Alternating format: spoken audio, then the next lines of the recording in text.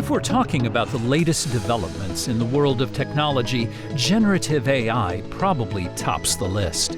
The rising influence of chatbots and applications such as ChatGPT in the academic field has undoubtedly impacted learning and teaching. How should teachers deal with this inevitable trend while still trying to harness this technology in their work?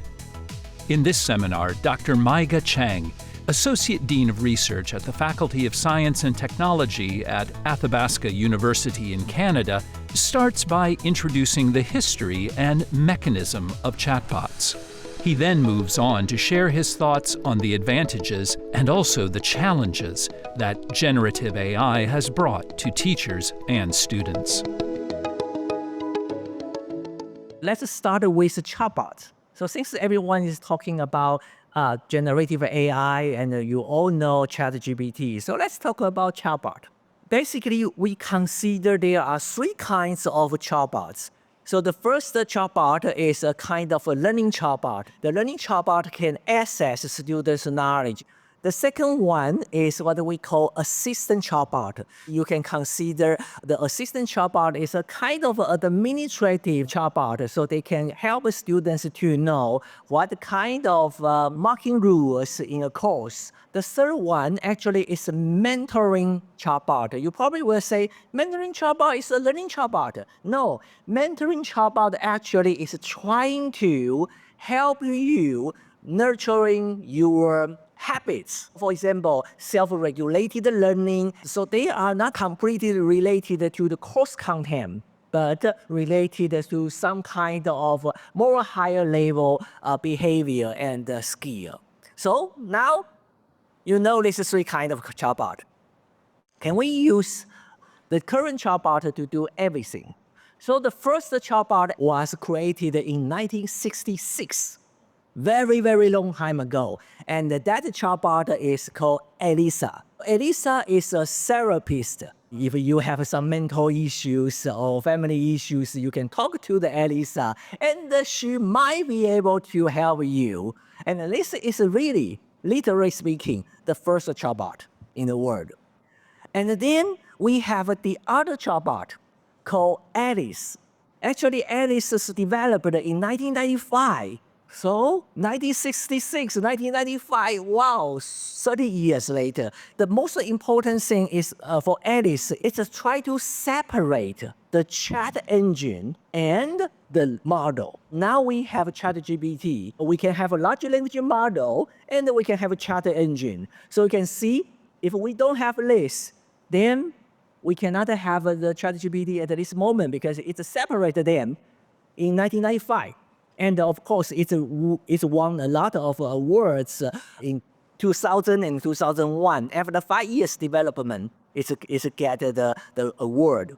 Now, Alice is still there. If you Google Alice, you will find that Alice right now actually is a foundation. And they use this kind of methodology, so you can create your own knowledge model. And then your Alice can do everything you like. That is the beauty of Alice. So remember, different Alice will have a different knowledge model. So if you are talking to an Alice who only knows how to camping, then of course you cannot ask her how to fishing, right? So that is what you need to keep in your mind. We have a website called Bot Libro. Bot Libro allows you to test any bots in the world. So you can even choose GPT-4, and you can see Alice is here. That is the first thing Bot Libro give you. The second thing, bot fighting or chatbot wars. You can choose two chatbots and give them a topic and let them talk to each other. Who will win? Let's use Alice and Elisa. We talk about robot in education, and then you can start the battle.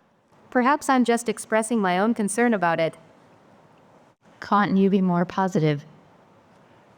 So you can see they are thinking. Have you ever been to Africa? You are not really talking about me, are you? Interesting gossip. When do you think artificial intelligence will replace lawyers? Are such questions much on your mind?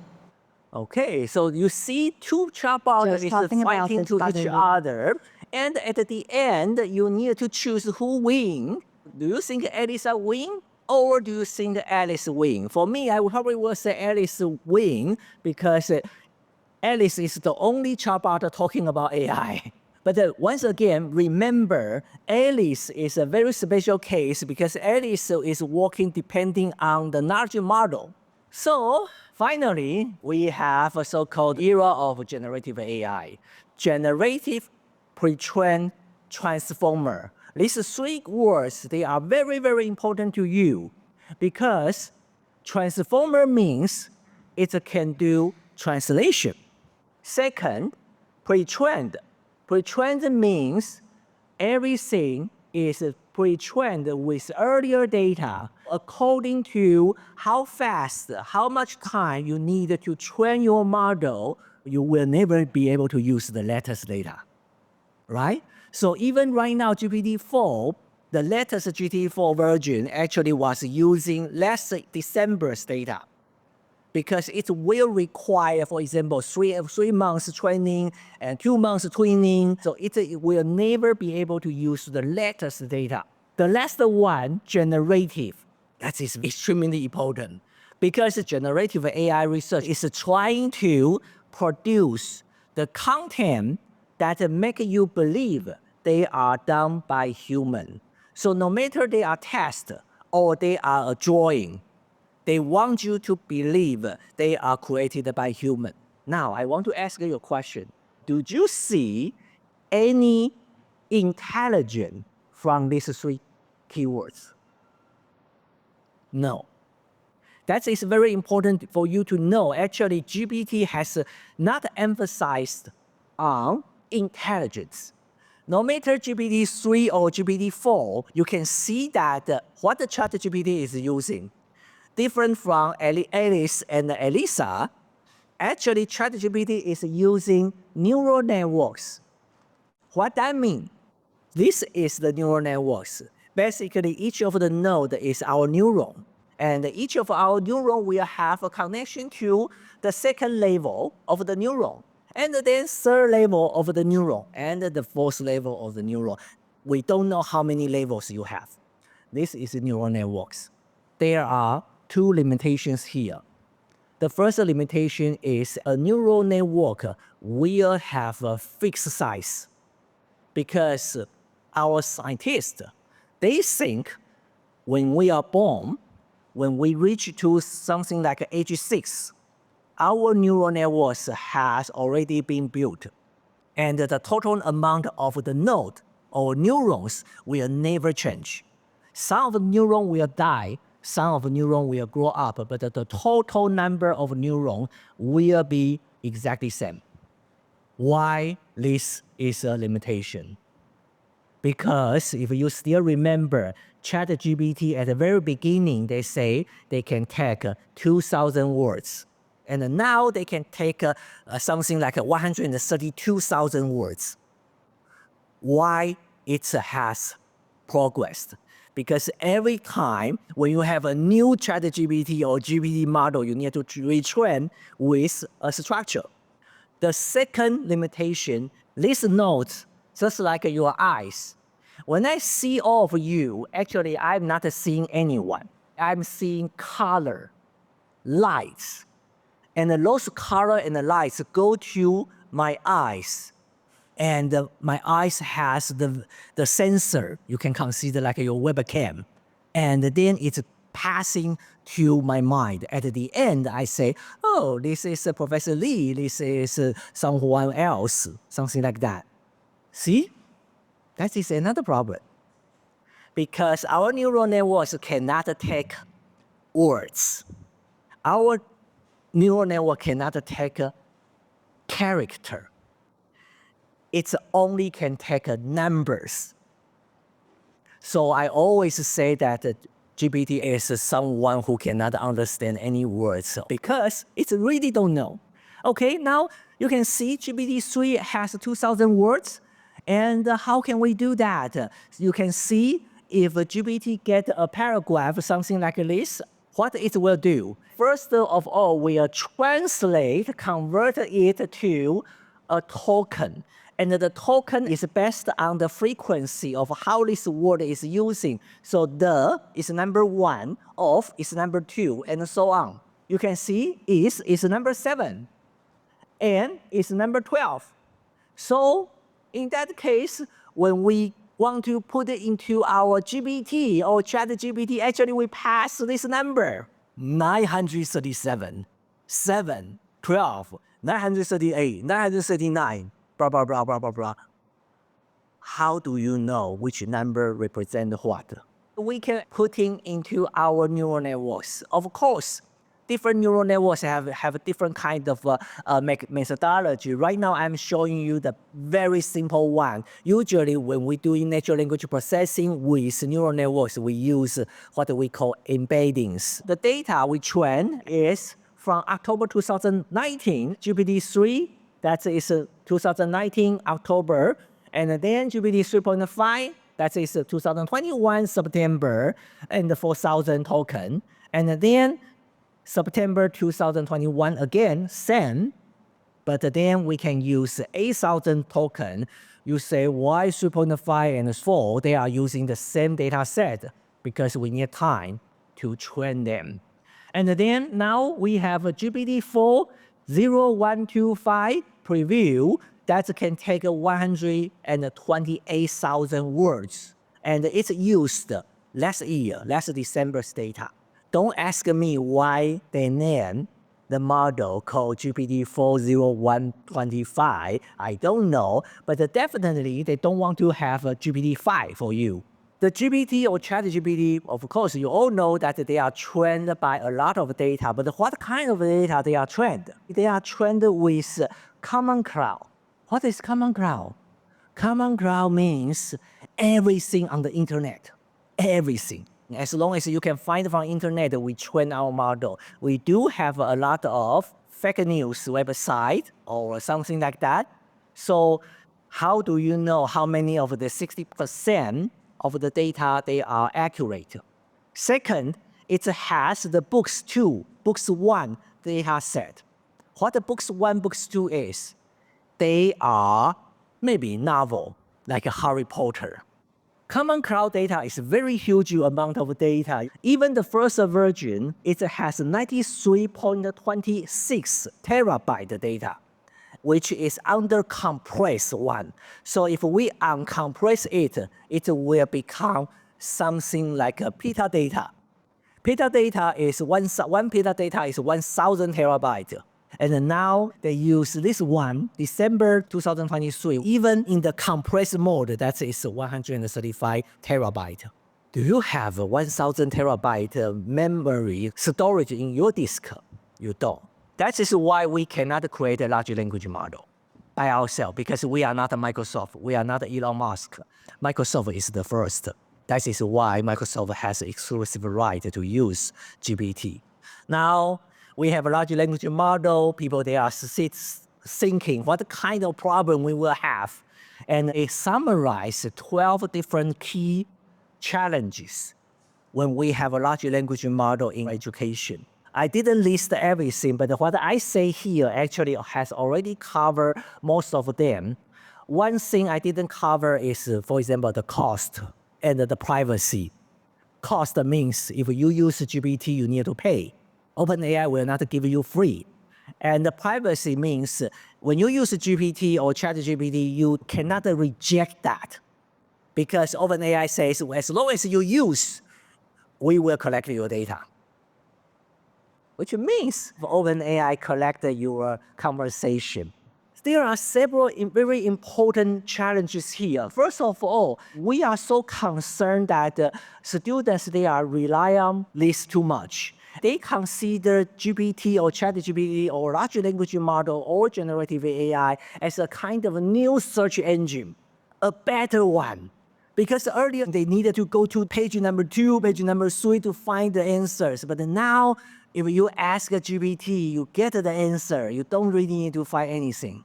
Because of that, they may not really think about the question, which means they will not apply what they have learned in the classroom. That is a problem. Some people, they will take advantage from ChatGPT. What that mean? I'm not really a good writer in French, but I can use ChatGPT to write a very good essay in French. And my professor will believe that, wow, you are so good, I should nominate you to participate in a contest. So see, I'm not so good, but I can use ChatGPT to make people to think me I'm good. So that is taking advantage. On the other hand, when you do this kind of thing, you are also putting you into the risk of plagiarism. They have a committee called COPE, C-O-P-E. In COPE, no matter what you say, if in your word there are certain amount of words that are belonging to someone else, and you didn't cite it, then you are in what we consider plagiarism. When you use ChatGPT or GPT or generative AI, how do you know that a paragraph has 16 words here, 20 words there? They are actually coming from the real person in somewhere. Congratulations, you got flagged as plagiarism.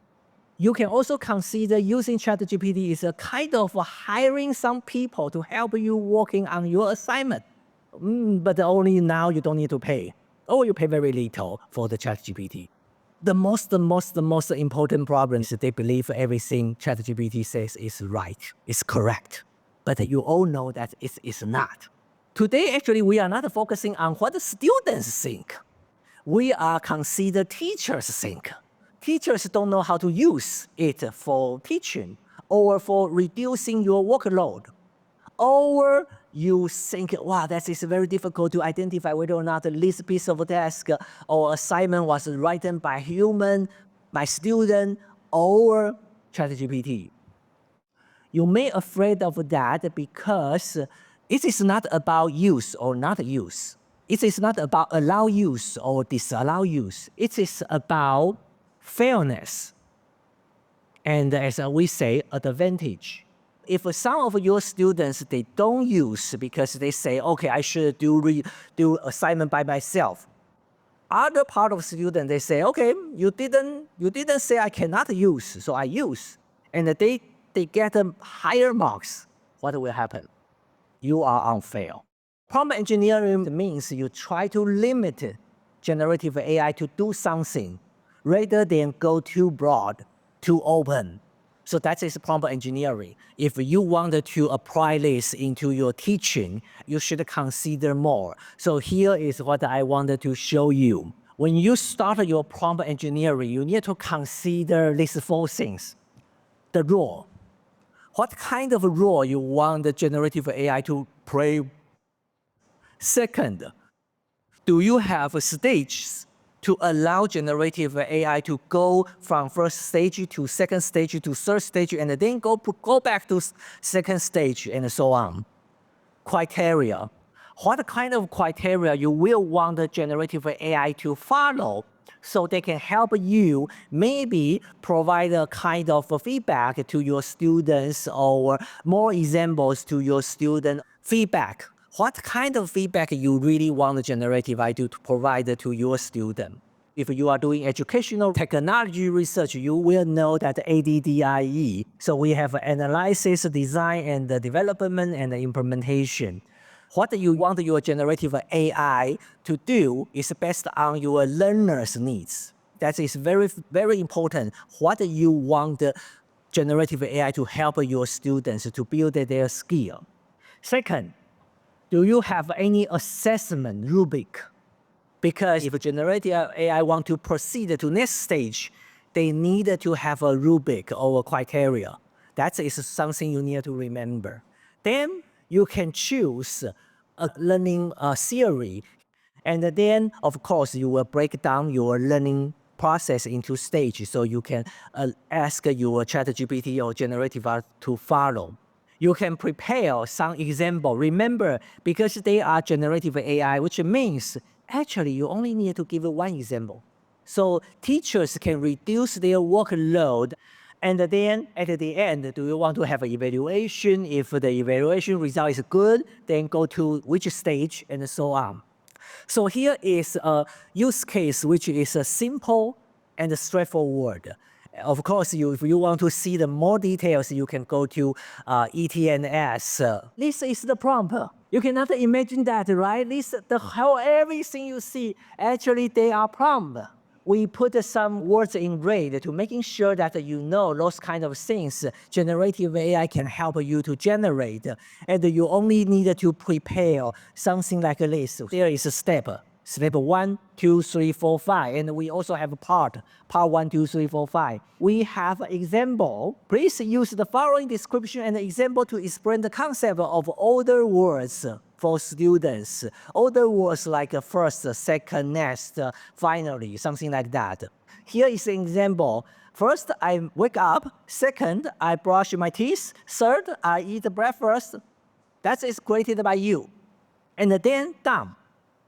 Because at the end, we can ask a student, and if a student is not really familiar, then if no, go to step 1 and recreate another example for student. Problem solved. You don't need to do anything. You don't need to try to think very hard what kind of example I should give to my student. I don't care. Generative AI can help me to do that. Here is the real situation based on the prompt engineering. When the student says start, then ChatGPT say, okay, great, let's start with part 1. Step 1, we have an example. Do you understand? Student say, no, I don't understand. Then, all right, that's okay. Let's go through that again with another example. First, you decide which movie you want to see or watch. And second, you buy the ticket online. Okay, I don't know why online, but it's okay. And then you go to the cinema and enjoy the movie. See? Teachers never provide any other example, but you can ask generative AI to do the same thing. And then here is a question, because in our prompt engineering, in our part 3, step 5, we want to confirm whether or not the students, they really understand what is the older words. Here we have ABC. In this prompt engineering, we give a computer or generative AI correct answer B. And then we confirm with student, and then we may provide a score and feedback to student. What kind of feedback we provide to student? Because you don't know what kind of student among your 100 students they will have. You will not be able to provide the individual feedback by imagination. You need to do that by this way. You ask GPT or generative AI to help you to do that. Say, excellent, now you understand. So ABC, what is your answer? The student say C. If you are a teacher, you definitely need to explain to your student why C is correct. Here, we don't need, because generative AI can help you to explain. So it's to say, this option does not use the older word correctly. I didn't write this. This is done by generative AI. Once again, I need to remind you, prompt engineering is just not one sentence or one paragraph. You need to consider everything. Write it down, and you need to test this process maybe a dozen times until you get a better one. Of course, once we explain everything, again, generative AI can generate another set of the question. If you want to know about the advanced of use case, you can read this editorial article because this one is a little bit more advanced, how to use prompt engineering to do better. We even try to ask generative AI to read a Word document with tables so we can allow generative AI to do things more flexibility. So now teachers, you already know how to use prompt engineering to save your time, create something that can help you. How about this? Can we differentiate the AI writing test? The old saying says, whoever hung the bell on the tiger's neck should untie it. Who tied the bell on the tiger's neck? OpenAI. GPT, ChatGPT. OpenAI have a new AI classifier for indicating an AI written text. However, at the very beginning, it says our classifier is not fully reliable. Okay, that is the keyword you should take a look. Then you can see they say that we can correctly identify 26% of AI written text. What? Not 96, 26%. Okay? And then we are also incorrectly labeling human written text as AI written text about 9%. That is what they say. What that means and what you should consider if you are doing research, you know we use precision recall to see whether or not our classifier is good enough. So in this case, do you want to use this column, which means true positive and false positive? True positive means that you can correctly identify AI written text. False positive means that you misidentify a human written text as an AI written text. So actually you are accuse someone who is not doing anything bad, saying that you are cheating. Do you want to focus on this column, or do you want to focus on that row, which means you focus on true positive and false negative? You already know true positive. False negative means incorrectly labeling what the ChatGPT written as a human written, which means some people, they are cheating, but they will get off from the hook because you say, okay, maybe this is by human. That is what we call recall. So in your opinion, which one you think is the most important? Precision or recall? If you consider the overall accuracy, that means you need to consider all the 4 cells. But for us, I believe we should never say someone is bad while they are not. So for us, we are consider precision. And in that case, this is what OpenAI says, and we can help you to know what is the precision rate OpenAI classifier has. Their classifier has 0.74. That is why they don't think their classifier is reliable. Because 74, usually we will consider like a more than 80, that will be better. Of course, 75 is also okay, but depending on whether or not you want to promote your product, so 80 may be a better one. Because of that, that is from January 31st, and then as of July 20, 2023, the AI classifier is no longer available due to its low rate of accuracy. That is from OpenAI. So unfortunately, the person who tied the bell on the tiger's neck, actually, they cannot untie it. I don't want you really take a look at the detail, but you can see there are many research. Some of them, they can do like a 93% accuracy, 95% of accuracy, and so on. And can we have a better way? Yes, we can. I don't consider what you are writing. I consider what is your style of writing. And then I convert your style of writing to a fingerprint. When you have a fingerprint, just like your real fingerprint, then we can use CNN to identify you, just like I can identify you based on your fingerprint. When we are using a desktop computer, the 2 class, so what is 2 class means? The 2 class means we can identify a text is written by human or by GPT, or you can say machine. We train this model only in 56 seconds. And we can reach 0.9682 in terms of precision rate. And for 3 classes, which means we further identify GPT 3.5, GPT-4, and human, we need to train a little bit longer, 7 minutes. But after 7.5 minutes, I can give you 0.9806. Basically, we only need to use 60% of data to do the training. I use this table to show you that our result is almost the best. Our result is the second best. The first one, actually, they can do 99%. So I need to let you know why they can do 99%.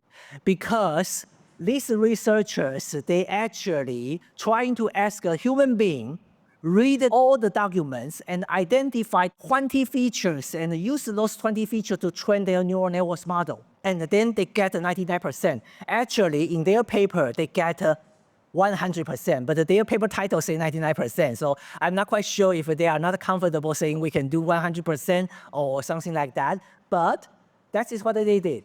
All the newspaper, they say, wow, so good. Now we have a very good model. We can identify human and computers written test.